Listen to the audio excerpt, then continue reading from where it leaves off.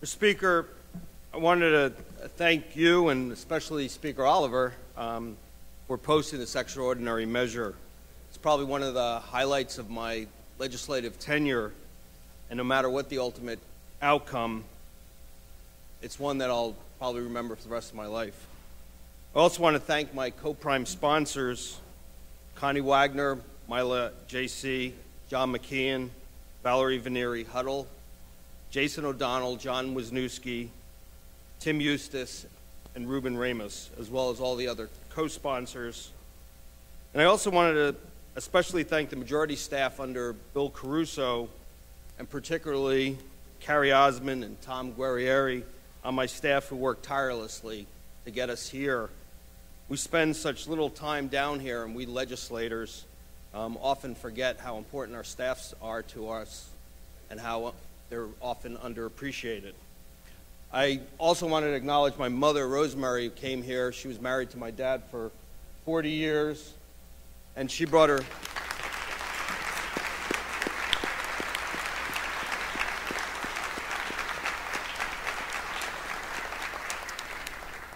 friend Ann Jawizik. Her husband was the Democratic chair back in the 70s who first got me started in politics. I also want to acknowledge the hundreds of letters and phone calls and emails and personal visits that weighed in on this important issue. One particular text I received was from a friend who saw me on TV. I hadn't seen in a long time, and now her daughter's 10 years old, and she said that my daughter said, "Hey, I recognize that guy." And then when her mom explained why I was on TV, she said the 10-year-old couldn't understand why everyone can't get married to the person that they love. For those who oppose this measure, I realize that this is a difficult decision to make. It is a question that tests our fundamental sense of liberty found in our federal and state constitutions. We rarely ever get to put safeguards in place to protect the things we like. It is the difficult things, like safeguarding against government intrusions into our civil rights and liberties, that is often hard to deal with and so easy to push on to another day. But we are here now, and I hope you can vote your conscience and listen to the constituents and support the rationale today that this is a vote that history will want to know at the end of the day what side you were on. Whether it has been for women's suffrage or ending segregation laws, history remembers those who had the moral courage to do what was right. We sometimes get lost in all the noise of public debate, the media attention, the misperceptions, and the misinformation regarding this issue.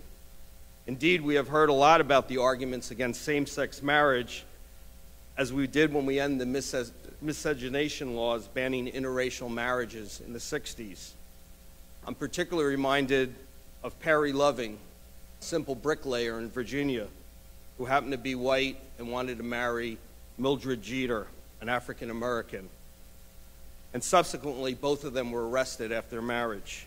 The authorities, including the district judge, as well as those who wished to continue the ban on interracial marriages, stated that allowing them to marry would reconstitute and redefine what marriage stood for, that God did not intend the blending of the races, that children would be harmed, and that it would lead to Marion's one dog. All absurd arguments by today's standards, but nonetheless have endured both societies' otherwise rational development and time. Moreover, throughout this legislative process, there's been a lot of name-calling. One state senator called me a coward for not wanting a public vote. Another member even said it was a slap in the face to those on the unemployment line. And then there's the governor. And I like the governor. I was grateful that we had a chance to sit down last week, not only talk about this issue, but what was important to my district. I don't want to speak about the governor, but I got a sense that neither of us felt such trivial words were such a big deal. After all, it was in the heat of political discussion. There were passionate arguments on both sides. But in the end, the lesson to be learned is that words do matter. And that's in essence what this bill is all about. Whether one set of persons can say they are married and another persons are relegated to second-class citizenship to be called civil unionized. And yet, both persons, both couples are in the same circumstances. Words do matter, especially when it is the government who defines who can be married. If we can only look at Governor William Bradford today, who in May 1621 performed the first civil marriage in Plymouth Colony, thus setting the precedent of the state's recognition of this right. The point being that as long as the government defines the word marriage, it should be done on an equitable basis. Indeed, under the New Jersey statutes, Title 37, this is the book that defines what marriage constitutes in this state. And my only point is that if government indeed decides what constitutes a marriage, it should be done on an equitable basis. We heard from others that marriage should be linked to so-called traditions and that this institution has not changed in 2,000 years. I'm sure we're going to hear a lot of that today. Yet if we look at those marriage laws, we don't have to go back 2,000 years. Let's just go back to the marriage laws of 1776, when divorce was illegal, or when women were property, or the laws on coverture, when all of a woman's possessions were turned over to the husband once they were married. And then there were arranged marriages. The fact remains, marriage has evolved over time. We actually base them on love this time around, and so words do matter. In committee, we heard from the countless people who were living together 10 years, 20 years as a couple. I heard from a lesbian couple in my district that were duly married in Massachusetts, where they lived, and then they moved to New Jersey, and once they crossed the border, they became civil unionized. Is that fair? I heard words from the children of the same-sex couple parents that they do not understand why their moms and dads can't marry the person they love. I was asked why a state that governs who is to be called married has chosen to discriminate against gays and lesbians. Words do matter.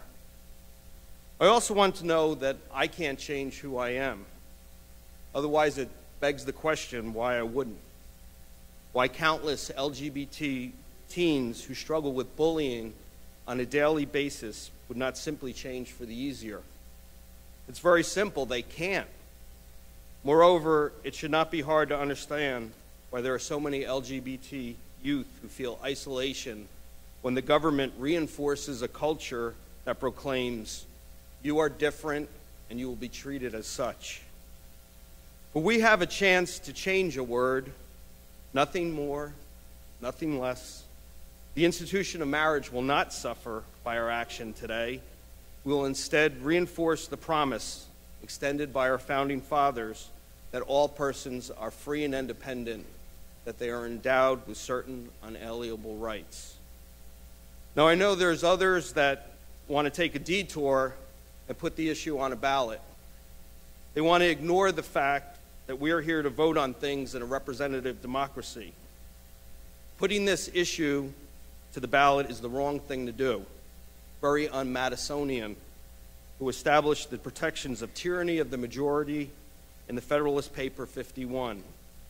James Madison reasoned that in a free government, the security for civil rights must be a paramount concern whenever the unjust views of the majority would prevail upon the rightful interests of the minority. And that's what we want to do. The Madisonian principle was reaffirmed by the U.S. Court of Appeals in overturning the California's proposition question on marriage. We New Jerseyans should feel the same way. Madam Speaker, Mr. Speaker, Robert Frost once said, home is the place where when you go there, they have to take you in. In a home, government has recognized our home values, our privacy, our ability to raise a family, what we do there. It's a fundamental right that we should preserve for all. You don't have to come to my home. I don't have to come to yours. And that's what this is all about. whether you will allow two persons to love one another in the privacy of their own home and raise a family and share in the privileges and the immunity of citizenship. In the end, our constitutional protections are eroded when the government, and who the opponents want us to, dictates what constitutes the kind of family that makes up a home. In this regard, we are always taught the strengths of humankind are faith, hope, and love. But the greatest of these three is love. Today is an opportunity for you to stand up to the greatest of these and vote for love. Thank you, Mr. Speaker.